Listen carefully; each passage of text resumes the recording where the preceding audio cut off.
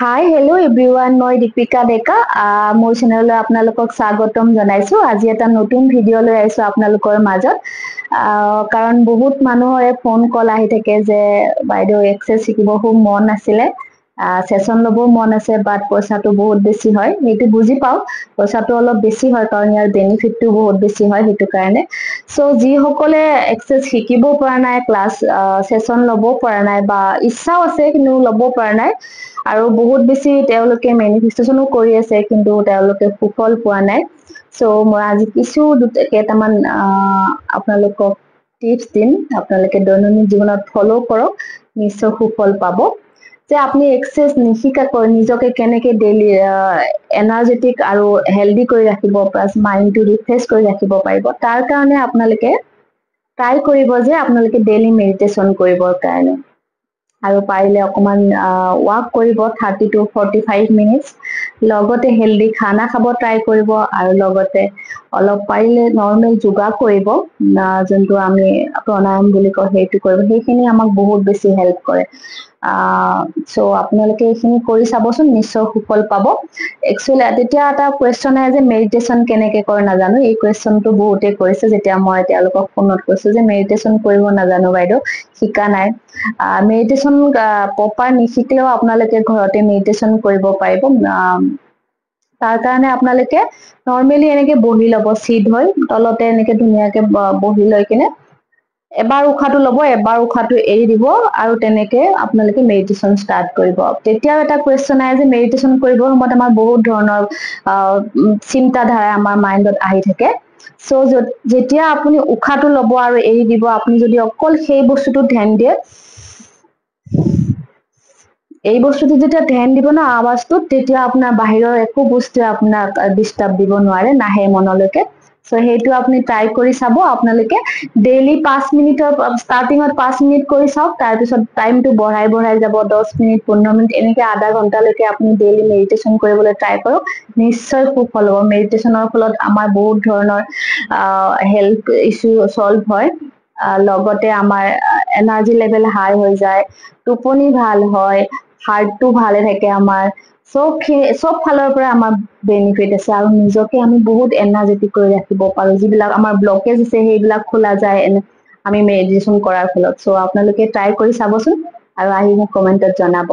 লগতে যিসকলে পাৰে, যেনেকে পাৰে, মৰ্ণিঙত হওক ইভিনিঙত হওক, আপোনালোকে অলপ ৱাক কৰিবলৈ ট্ৰাই কৰিব। ৱাকৰ ফলতো আমাৰ বহুতখিনি বেনিফিট হয়। আমাৰ ৱেট মেনেজমেণ্ট হয়, ৱেট লছ ক্ষেত্ৰত হেল্প কৰে, আমি এনাৰ্জেটিক হৈ থাকো, এনাৰ্জি বুষ্টাৰত আমাৰ হেল্প কৰে, প্লাছ টোপনি বিৰাট ভাল হয়, আৰু আমাৰ ক্ৰনিক ডিজিজ বিলাকো বেলেঞ্চ হৈ যায়। আৰু যেতিয়া আমি মৰ্ণিং ৱাক কৰিব যাওঁ নহয়, মৰ্ণিঙৰ কিন্তু একদম কুল ঠাণ্ডা ঠাণ্ডা বতাহটো ন খুব বেছি ভাল লাগে। যিসকলে কৰিছে গম পায়, যিসকলে কৰা নাই আপোনালোকে ট্ৰাই কৰিবচোন।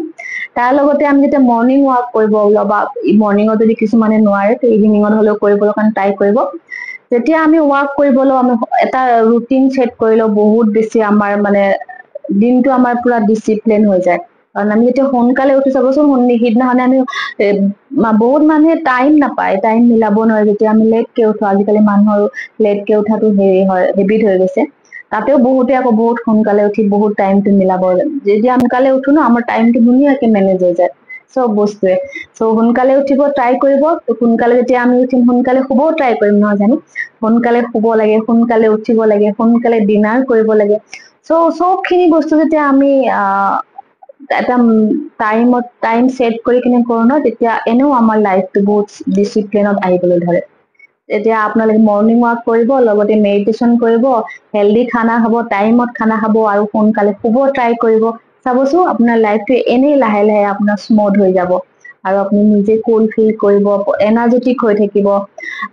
লগতে কোনো ধৰণৰ চিন্তা বা আপোনাৰ নিগেটিভ থটে আপোনাক ডিষ্টাৰ্ব কৰিব নোৱাৰে।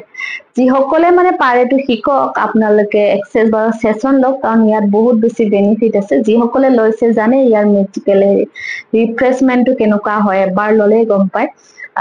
চ' আপোনালোকক এইখিনিয়ে কওঁ, যি শিকি নিয়ে চবেই কৰিব লাগে হা। এনেকুৱা নহয় যে এক্সেছ শিকিছে বা সেশন লৈছে আপোনালোকে মেডিটেশ্যন নকৰিব।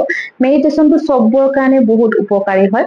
আপোনাৰ নিজকে মানে আমি বেলেঞ্চ কৰাৰ ক্ষেত্ৰত যেটো আমাৰ চক্ৰ বেলেঞ্চ আছে ন 7 চক্ৰ সেই বেলেঞ্চ কৰাৰ ক্ষেত্ৰত আমাৰ মেডিটেশনে বহুতখিনি হেল্প কৰে সবে মেডিটেশন কৰিব পাৰে সবে কৰি চাবচোন নিজৰ কাৰণে টাইম এটা ওলাব 24 ঘণ্টাৰ ভিতৰত যদি আপুনি 1 ঘণ্টাও নিজৰ কাৰণে ওলাই বহুত বেছি কাৰণ আমাৰ সবতকৈ ইম্পৰ্টেন্ট বস্তুটো আছে আমাৰ হেলথ হয় জানো আমি হেলথক যদি আমি সুস্থ কৰি ৰাখিব পাৰো তেতিয়া আমি সঁচাকে বহুত ৰিচ মানুহ হয় নিজকে যদি হেলদি কৰি ৰাখিব তাতকে আমাৰ বেলেগ একো মূল্যবান সম্পত্তি হ'বই নোৱাৰে আমি টকা পইচাৰে বহুত বস্তু কিনিব পাৰো কিন্তু হেলথ কেতিয়াও কিনিব নোৱাৰো সো সেইটো কাৰণে আমি হেলথটো সদায় হেলদি কৰি ৰাখিব লাগে হাৰ্ট হেলদি কৰি ৰাখিব যিকোনো হেলদি বস্তু খাব বাহিৰৰ বস্তু খাব কমকে খাব যিমান পাৰে ঘৰত বনাই খাব ট্ৰাই কৰিব নিজৰ কম তেল মছলা অলপ কমাই খাব তেতিয়া সঁচাকে বহুত বেছি আপোনালোকে হেলদি হৈ থাকিব পাৰিব নন ভেজ যদিও খাই কোনো কথা নাই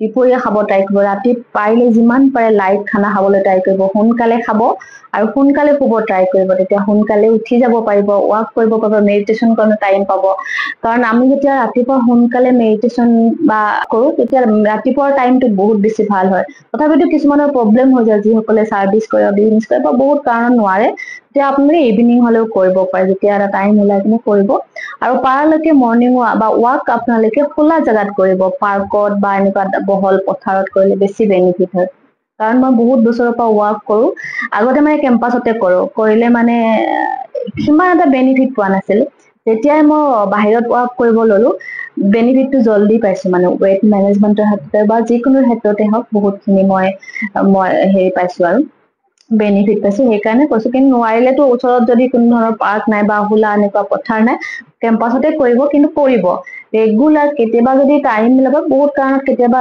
কন্টিনিউ কৰিব নোৱাৰিলেও ট্ৰাই কৰিব সদায় আপোনালোকে কন্টিনিউ এইকেইটা কাম কৰিবৰ কাৰণে চাবচোন কি ধুনীয়া হৈ যাব আপোনাৰ জীৱনটো সুন্দৰ হৈ যাব আপুনি কুল হৈ থাকিব এনাৰ্জেটিক হৈ থাকিব মাইণ্ডটো ৰিফ্ৰেছ হৈ থাকিব আৰু খুবেই বেছি ভাল লাগিব মেডিটেশ্যন শিকিব পাৰিলে ভাল আপোনালোকে শিকি ল'ব পাৰে মেডিটেশ্যনৰ ওপৰত মই আৰু ভিডিঅ' দিম বাৰু মই শিকি আছো মেডিটেশ্যন এতিয়া যিসকলে শিকা নাই আপোনালোকে এটা চফ্ট মিউজিক লৈ ল'ব ইউটিউবৰ পৰা খুব চফ্ট মিউজিক এটা বজাই কিনে মেডিটেশ্যন কৰিব আৰু নোৱাৰিলে এনেও আপোনালোকে এনে ধুনীয়াকে সুন্দৰভাৱে বহি কিনে মেডিটেশ্যন ষ্টাৰ্ট কৰিব কালিৰ পৰা আপোনালোকে ষ্টাৰ্ট কৰি দিয়ক দেখিব আপোনাৰ লাইফত কিমানখিনি চেঞ্জ মেডিটেশ্যনে আমাৰ সকলো ধৰণৰ ব্লকেজ খুলি দিয়ে বহুত বেছি বেনিফিট হয় বেনিফিট খিনি আপোনালোকে যিসকলে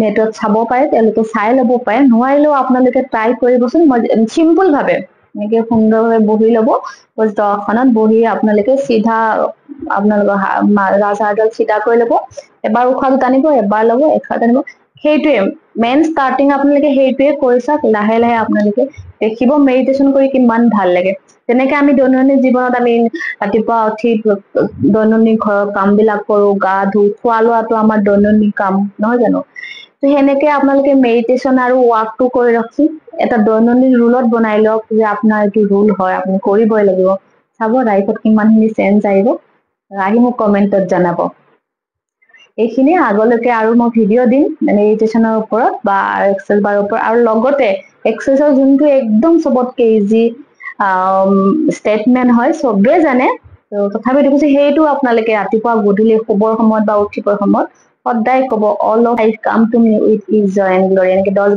বাৰ কব চাব আপোনাৰ লাইফটো কিমান চেঞ্জ হৈ গৈছে কাৰণ আমাৰ হেল্থটো আমাৰ হাতত আমি নিজে চেঞ্জ কৰিব লাগিব সো আমি নিজে কালিৰ পৰা লাগি যাব চবে ঠিক আছে আজিলৈ এইখিনি ৰাখিছো শেষলৈ চোৱাৰ বাবে অশেষ ধন্যবাদ আৰু যিসকলে এতিয়ালৈকে মোৰ চেনেলটো ছাবস্ক্ৰাইব কৰা নাই প্লিজ ছাবস্ক্ৰাইব কৰি ল'ব আৰু আগলৈ মৰম দিব ধন্যবাদ